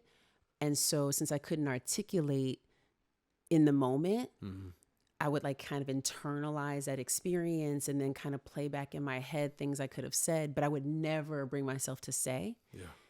And so as a result, I would just feel this kind of like, almost like, you know how people describe a frog in your throat? Yeah, yeah, yeah. I would feel like this sometimes, where like my throat would feel like it was closed, but then I wouldn't actually be able to speak. I would like lose my voice. No, it's a beautiful thing. It's not beautiful that you love, but the way I look at that is you've been given a tool. And if you're not going to use that tool and honor that tool in the ways that you know from an intrinsic gut aspect, we're going to take it from you. That's what I felt. I was like, why am I being punished? Because I'm not quick enough to be like, I'm not witty enough. No, I felt like it was like, oh shoot, like if I don't have a quick enough response, but it was really more like also that I didn't believe, right? I didn't believe that I could speak up for myself, not even just not knowing what to say, also not believing that I could or that I deserved to, right? And I think that a lot of this also stems from just a kind of way that some of us were brought up at a certain time where we were told not to talk back and not to do. And so then you internalize this message about not speaking up to authority. And then when it comes time to speak up for yourself, you don't have that muscle. And so when it's underdeveloped, right? So I didn't have it and so it took me a while to start to develop this voice. And then I had to do it in ways that were very uncomfortable, like public speaking, which I would have rather died than do, which I'm totally comfortable now. But at the time, like I would never have wanted to do it. And it would take everything in me. I'd be having a near anxiety attack before I could, like I'd be shaking by the time I was speaking. Yeah. Not anymore, right? But at the time, that was like how I would start to like exercise the muscle. I learned also through saying no. And my no, how I learned to say no was actually through moon mapping around my cycle. And I did that through, So what that looked like was on a monthly, I have a very regular moon. And so I would just mark when I knew I would be bleeding, and I would write that in like red on the calendar. This is back when we used actual calendars, not like the Apple thing or the Google Cal, but like a real calendar. I would mark it out. And in those days, regardless of what was happening, I would say no. So if it was like, oh, I have a birthday or there's this, I'm like, I can't come. No. And I would just practice that because that's a time that I actually know that my body is requesting rest. Yeah. Requesting time for dreaming, for visioning, for eating, and just taking care of myself, and not like going out and shit. Like why am I? No, I'm not coming to your birthday. It's freaking winter time. First of all, why were you born in December? And also, no, I'm coming out in May. Right. I'm in the house until May, and I'm in the snowsuit till then. So don't ask me to come outside. So like for me, it was like I needed to do it in the winter time. I would say no. And then, but primarily it was around the moon. And so I'm like, okay, so if I can learn here, right? Because this is when I do feel like being at home. Yeah. Right. So I would like listen to There's an honesty in that. It's like, right. No, actually, I want to be in the bed. Right. So then I was like, okay, so this is how I'm going to do it. And then I started to get more comfortable with saying no and using my voice in that way. And so I would line it up with actual feeling, right? Like my body's going to feel differently. I'm going to feel a little bit less energy in this time of the month. And so I'm going to align with that and stay home. And I'm going to say no to everything outside. And then I'm also going to sit with the discomfort of displeasure of other people because they're going to be pissed, right? Yeah, of course. And I got more comfortable with people being upset. And I was like, oh, shit, like they still talk to you. Like, they just pissed today, whatever. So then I realized like, it's not a big deal, right? Before it was so much energy, right? And so, and then I also learned that when you start to develop your own boundaries around yourself and your needs, that also pisses people off. And so, I learned to develop these fences, right? And one of my good friends says, fences keep good neighbors, right? So I put like little fences around myself, like, okay, cool. Stay on the porch, boo. You know what I mean? Like, so I would just have like a way to kind of keep myself enclosed, and that's how that worked for me. So that allowed me, I think, to really live into my truth, which is really like, I know that I have very specific needs. I have to attend to those needs for me to feel my optimal self, right? And for me to feel fully expressed, I got to do my thing, right? It's like, if like, perfect example, if I'm flying, as soon as I land, I know myself. I need to eat. I need to hydrate. Where's the green juice at? Where's the vegan spots? Like, I need that. I know myself, right? And I take care of myself in that way. And so I kind of, I don't veer away from the things that I know are going to make me feel my best, because then I also suffer when I do the opposite. Like, if I do something that like takes me out of that feeling, and out of that space, it does impact how I move, So I just try to be more wise about that. And so for me, it's telling the truth to myself. Wonderful. It's telling the truth to others. And then it's showing up like fully, in response to that. And I think if you're honest, right, if you really are in a space where you're like, look, like with yourself first, right? It's much easier, right, to go out into community or with family or with friends or with people who depend on you. I think that folks are, I think there's compassion, right, when we're honest. And also people realize that you're human, because a lot of times people think that we can just do all these things and that we're like, I don't know, like superheroes or whatever. It builds connection. It's right? like there's familiarity in the experience of, I'm going through something. Too. And you're like, what? No, I sleep. Yeah. Upside down, but no, I'm kidding. No, absolutely. Where, in what aspect? You're basically in the aspect of the prophet, PHET aspect of process, where you have an awareness of the steps that you're taking, and is there a space where I like to believe that we welcome our experiences? Yes. Subconsciously, unconsciously, consciously, I believe we welcome. Mm-hmm. Are there any spaces that you can speak to in this process that you've consciously welcomed, where you feel like, oh yeah, I brought that in? I said whether desired or undesired. Ooh.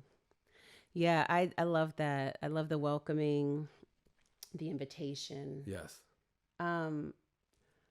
Yeah, I mean, I believe that some of my most challenging lessons, like when I was younger with my son's father, we're like close now and cool now, but oh my God, it was so challenging, like when my son was like 3, 4, up to probably when he was like maybe 10.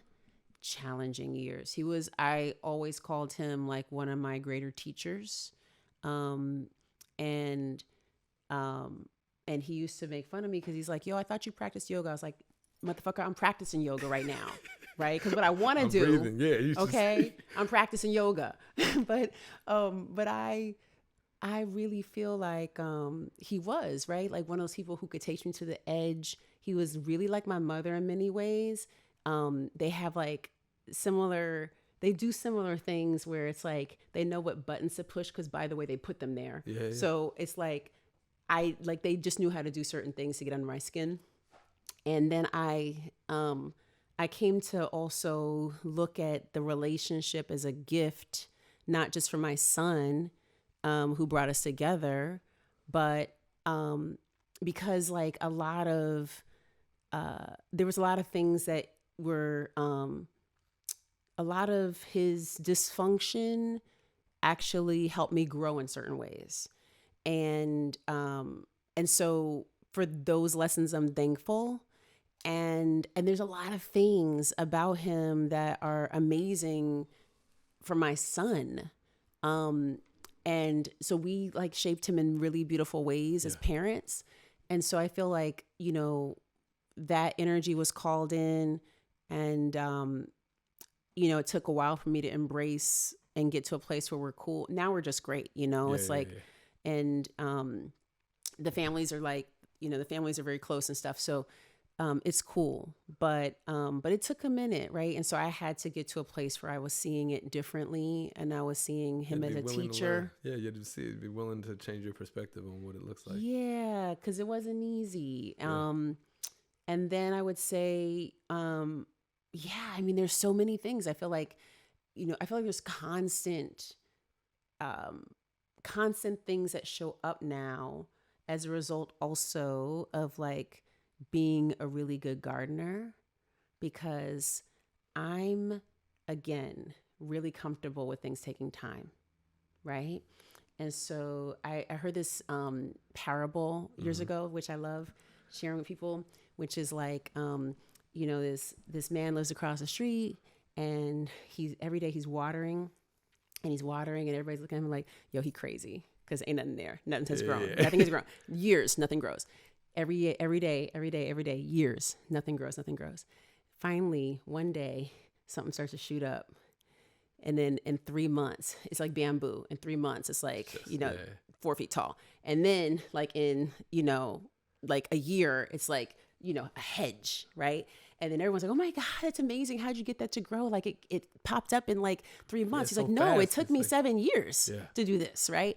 And so I feel like that I'm comfortable with really the process of things taking time, because how I think about it is not what's at the surface, but like I think about underground, like the microorganisms and the worms What we and don't see, all the things. yes, everything that's happening right under the soil bed, right? And so for me, like the gardening is like planting and then weeding and singing and letting water come down and watering, and here come the rain and wind, and and then guess what? Eventually things grow, and then we harvest, and even some things I didn't plant pop up. And so I just feel thankful because every day I show up to the same place to do the same thing, and fruits are born. And so I just believe like where you focus your energy, fruit will be born. Right. And for me, like that's kind of how it's unfolding. There's things that I've invited in that I didn't even know I asked for, right? And then they've shown up. I'm like, oh, cool, hi, But I think most of it is though showing up and just like doing the same thing over and over. It's like when you go to church or to a masjid or to a temple and you go inside that place, it has an energy. And that energy is because every single person who has gone there has brought that same energy and comes to do the same thing. Yeah, there's an intention, there's a purpose, there's a respect. Yes. So it feels a certain way, right? Exactly. It has a vibrational energy that is unique to that place, but that we all feel. And so, but because we're coming and doing the same thing over and over, and that's how we anoint the space and make it holy. Right? Absolutely. We make a holy space. Absolutely. Yeah. Right? Yeah. And so it's the same thing. You show up every day to what you do. Every day you show up and you imbue it with grace. You imbue it with the divine. You imbue it with life. And so for me, that's how I show up to it. Wonderful. You set the tone. Set the tone. Set the tone. Set the tone. In what space? No, not in what space. I don't know if I'm answering your questions, by the way. Nah, you are. This is it's beautiful. I like that, and this is it kind of puts people on the spot, but in what space do you feel like your process has made you most wise? Ooh, most wise. One of the processes that I feel like is ever unfolding, and I've received a lot of wisdom, but I'm like a lifelong learner, is through parenting. Mm-hmm. And I believe that children should be free, and my son is like the first generation that has not been spanked. Like in my family, I was spanked, and I didn't know of a way of parenting when he was born that didn't involve that. And when we're talking about how to raise him, his dad was like, yeah, I've never been hit. I was like, you needed to have gotten hit because the way you be acting.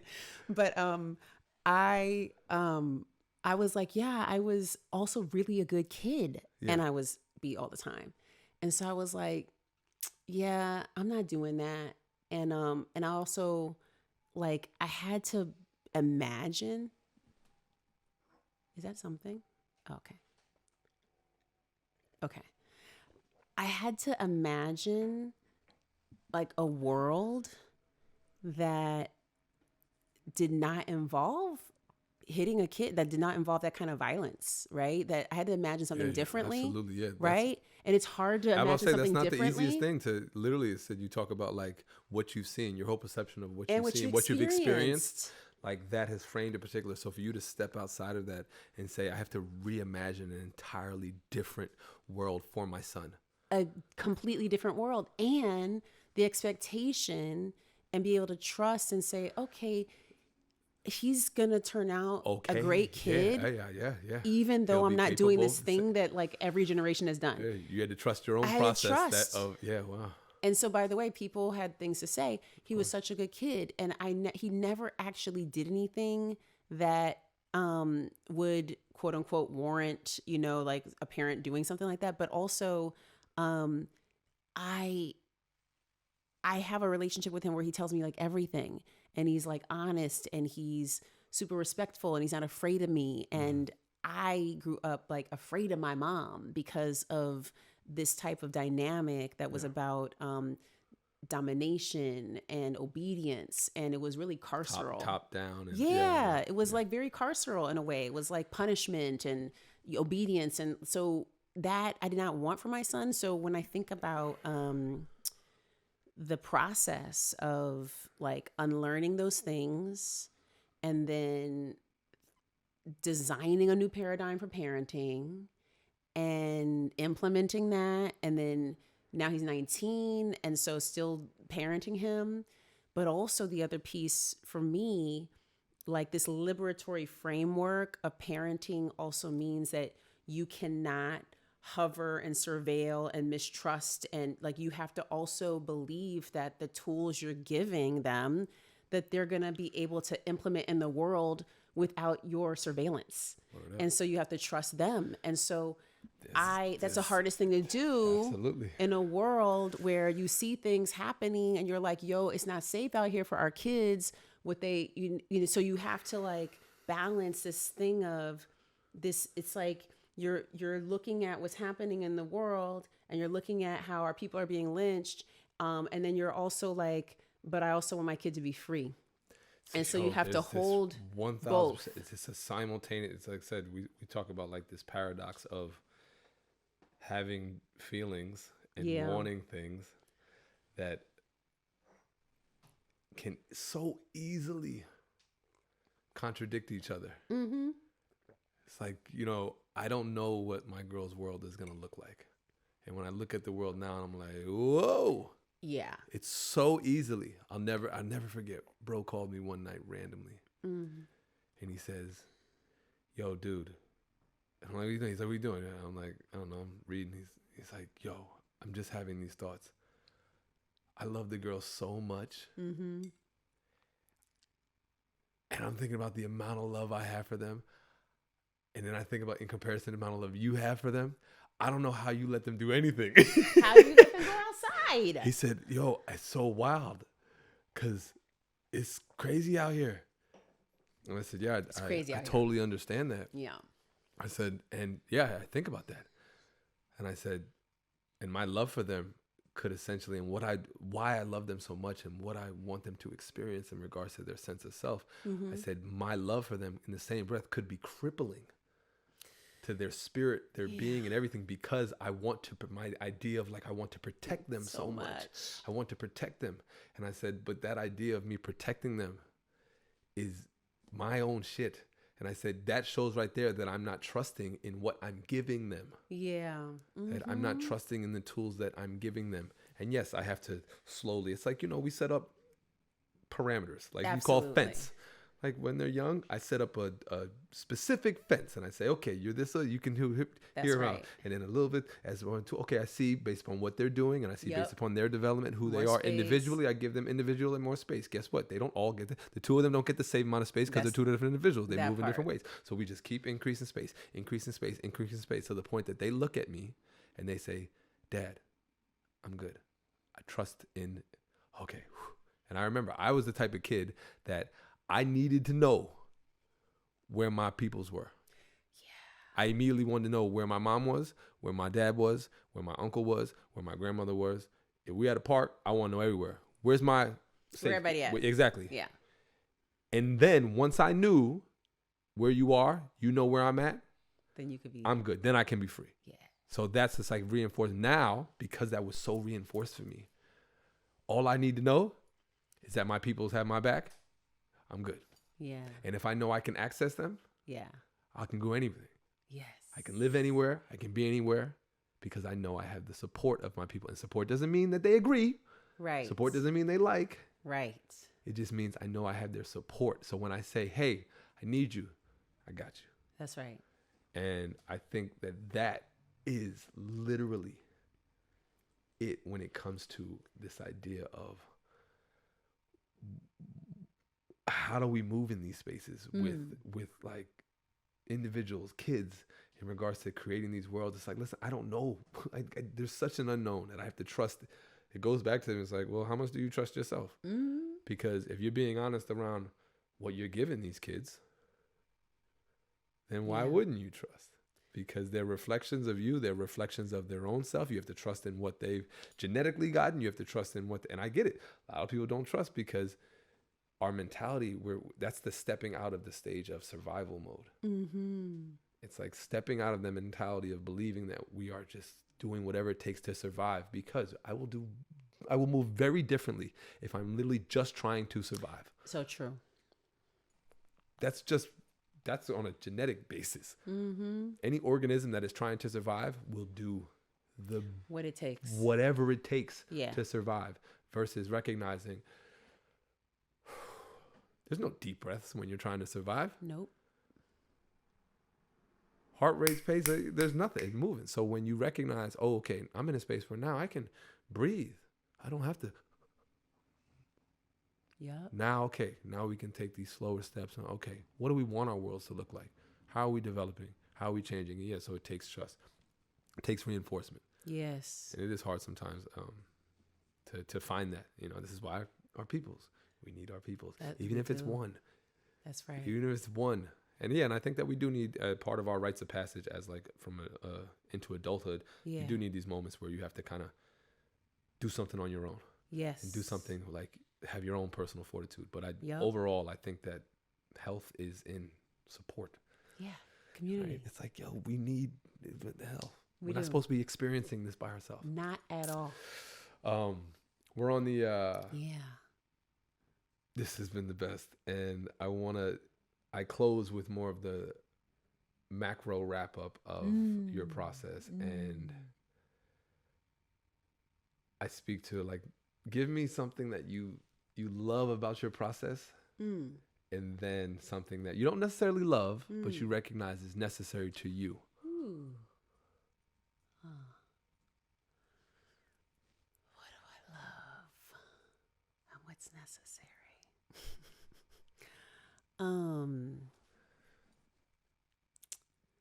So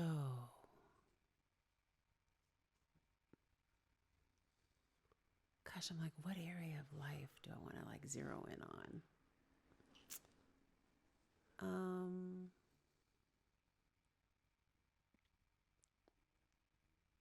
One thing I love is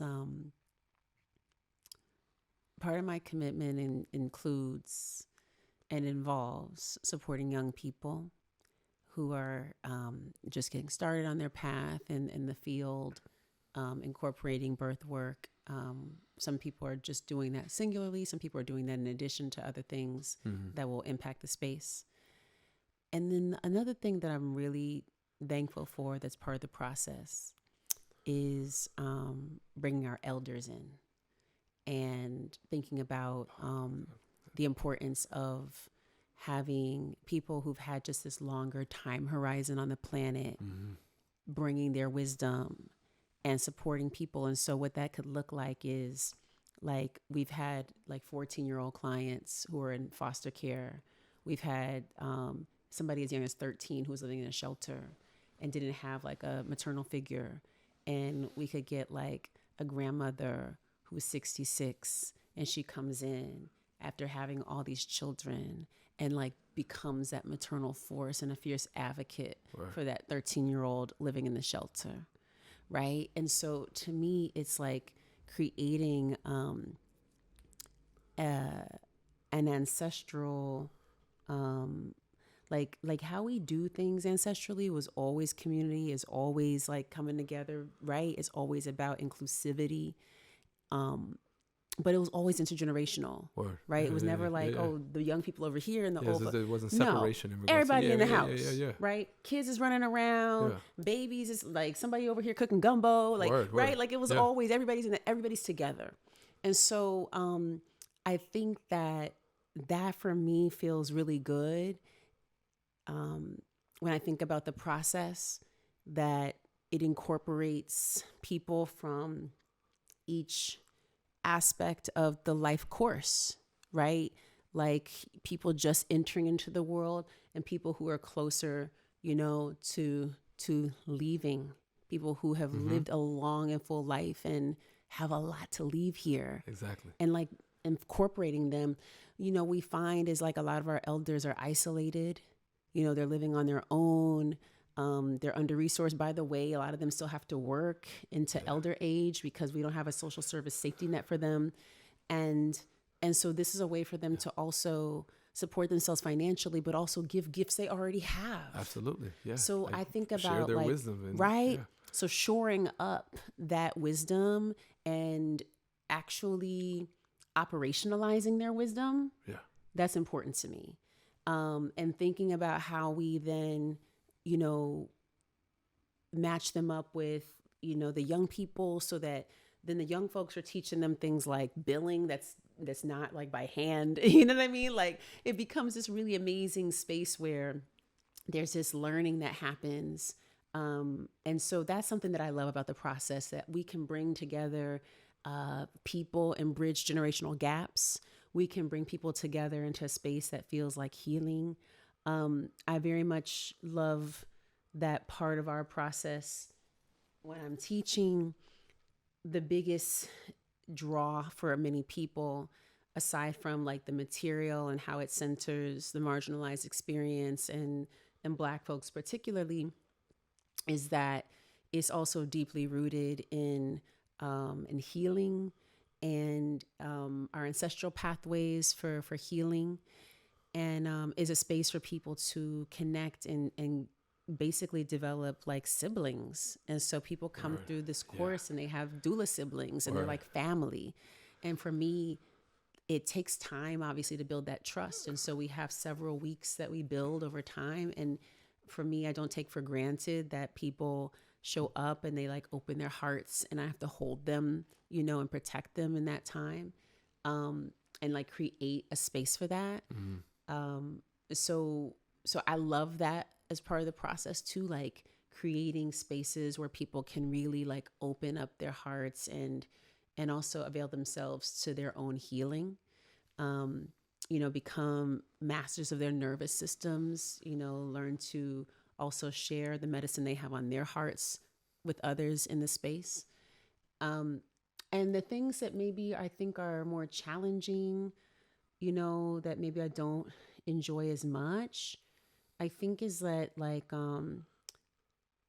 that oftentimes when you are like a conduit like this with energy, people can see it as like an entry point to siphon from you, and see it as like a weak point, right? And so they want to like take advantage.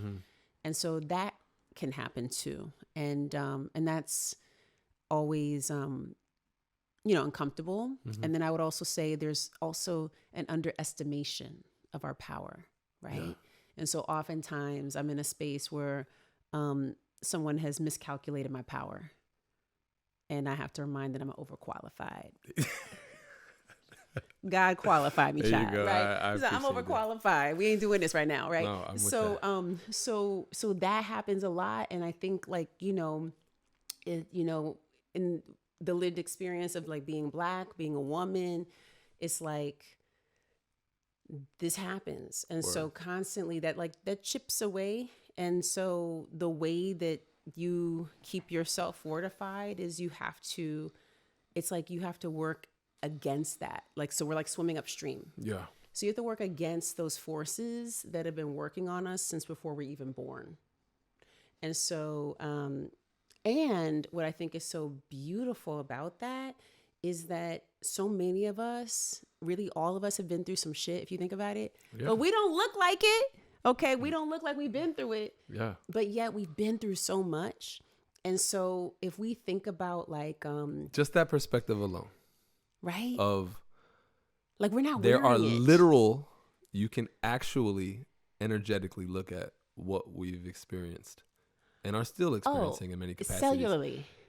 That alone lets you know what our capabilities are. Because we also have resilience.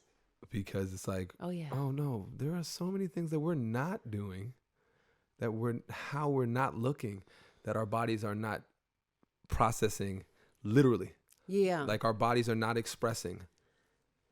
That I don't know, some people are. So there are some other spaces where some people are expressing certain things. Yes. Their body is. That it shows to me, that reminds myself. Those are reminders to me. It's like, yes. Oh, I know who I am. I know who I am. And that's also resilience, because I think a lot of the narrative, right, is like, oh, okay, like the conversation about trauma. And I think, again, because it gets confusing what that is. Trauma is a psychic wound, right? And so, and wounds can be healed, right? And so I think that when we talk about the psychic wounds that we do carry intergenerational wounds and resilience too. Absolutely. Right? And power. And so it's like the way that we're thriving right now is not in spite of or because of the fact that we carry trauma. It's also powered by our resilience, right? Powered by ancestral resilience. And so, so I think that those are also important things that like I remind myself to tap into, because you can get really, not, I don't want to say bogged down, but it's more like this, you can feel the weight, right? Of certain experiences when they happen every day. Right. And because some of the things that are more challenging that I experience that are more systemic in nature, if I didn't have processes to process them, if I didn't have ways to if I didn't have practices that allow me to like awaken and surface up and release, then it could consume me, right? And so I think we have to remember that we have all these powerful, incredible tools, and many of them are just part of the soma. Like some of them are part, right? Like just body centric practices. And I love to see like how folks utilize that wisdom, and for me, it like moving my body is such a huge piece of that. And so so that's when I have to deal with something along the continuum that is like uncomfortable and that is painful, I have, like we talked about this earlier, I have ways to metabolize it, right? I have practices that help me like move it through. I have movement practices as well. I have vocal and sonic practices, meditative practices, just self-reflective practices in general. Yeah. But yeah, like I have to move that stuff through. And if you think about what we did ancestrally, it was singing, it was dancing, it was moving our bodies. Absolutely. And that was helping us process. It allows us to, yeah. Like I call it like a filtering system. Yes. That's such a great word for it. Filtering. Like our blood is not stagnant. our blood's constantly moving. And, even in me, like I recognize, like for me, there are physical discomforts that I have based upon what I did for so many years. Yes. The activities that I chose, that I had a really good relationship because of how I took care of my body. My body took care of me in the same breath, but there were still things. Imbalances were created. There were traumas, there were injuries, there were major things. And now there's things that I'm moving with. And in the same breath, I have to move with them. So how do I like work through them? Like just in this conversation, I'm like, oh, I know all my guests is just gonna be like, what's going on? Because I'm moving and stuff like that. So it's how we actually, that's part of it. And I think it helps us. The more awareness we have, we're able to move from that space and work through it. Like how do we actually like work through everything and remember? Like that's the thing. Like the notion around like really, I don't think that we actually learn anything. I think we just remember. We remember. Like what we're capable of. Yeah. We remember what we're capable of. We remember what we're capable of. Yes. That's a mantra. That's a bar. Yeah, I guess so. What would you say your understanding of life is? Oh my gosh, I don't know. Because we're on the wrap. We're wrapping. I do not know if I understand life. That's an understanding. Yeah.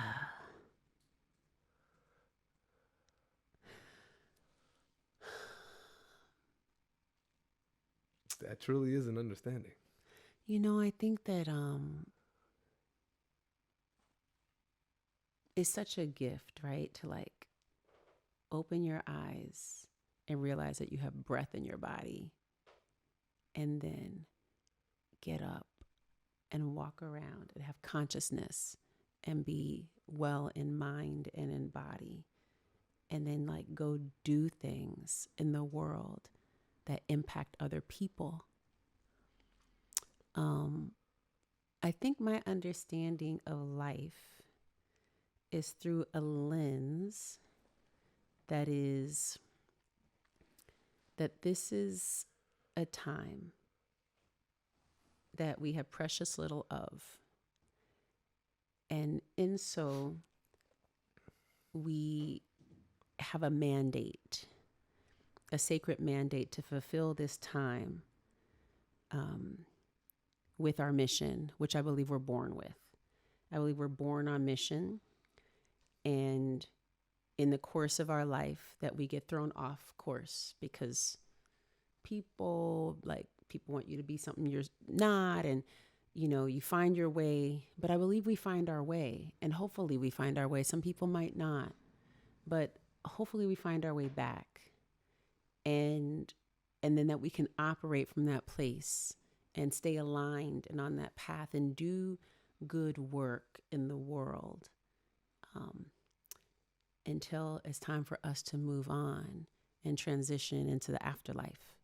And so I feel like my understanding of it is that like it's time that's borrowed, and that we're supposed to do something good with it. So I'm just trying to do something good with the time that I have. I like that. Can you interrupt really quick? Yep. We gotta wrap now. Okay, cool. One more question. The last question that I always ask. I asked you what you do, and I end by asking people, who are you, Latham? Who are you?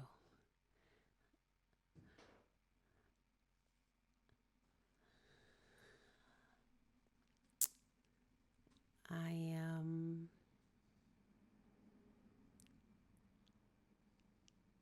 oh my gosh, I don't know how I can say it's short. Well, I think I just am. There you go. That's. I think we just I don't mean are. to cut you off, but that essentially what I live by. I live by the word soham. I am. And anything else I give power to afterwards. That's it, I think, right? We just are. And I also think that part of it's not for me to determine, but like in relationship to community, in relationship to others, I am their experience of me. You are my experience of you. So I guess we just, we are. And we are one. There you go. We are one. We are one. I do want to give shouts real quick. That's a beautiful, just thank you, because that's essentially how I would answer. Thank you. I do want to real quick though. I think that it's, I just want to appreciate what you spoke in regards to the elders, because my perception and my experience has been recently, I love how so many women in today's day and age are redesigning and recreating this whole new paradigm. And I think a lot of it is because there was a disconnect with religion. There was a disconnect with how things were done, and we're in a new space. Yeah. In the same breath, I think because there was that disconnect, there's not always the recognition of value of the elders. Yeah.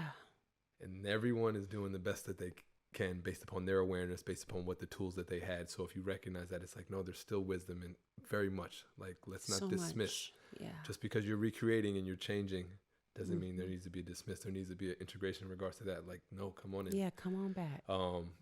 So I appreciate that you're doing that as well with the elders. But thank you. We're good to go. We're done. Thank you so much. This has been the best. I apologize though. I apologize to everybody, but this has been the best. Thank you so much. All right. Thank you. We are complete. Yeah.